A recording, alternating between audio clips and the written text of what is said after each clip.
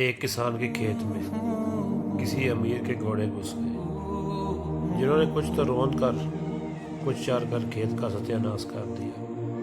کسان غصے سے بھرا ہوا امیر کے پاس گیا اور کہا کہ آپ کے گھوڑوں نے میرا کھیت تباہ کر دیا ہے۔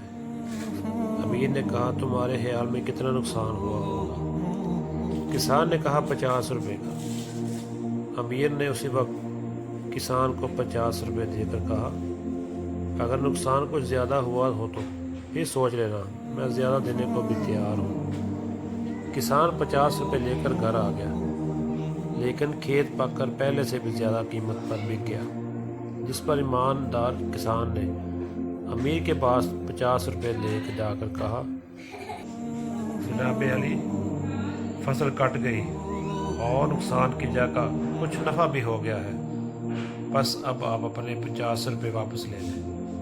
یہ سن کر امیر نے ان 50 روپے کے ساتھ 50 ہی اور ملا کر کسان کو پورے 100 روپے دے دیے اور کہا یہ نقصان کا بدلہ نہیں، تمہاری ایمانداری کا نام ہے، شوق سے لے جاؤ اور اسی وقت ہمیشہ سچائی پر قائم رہو۔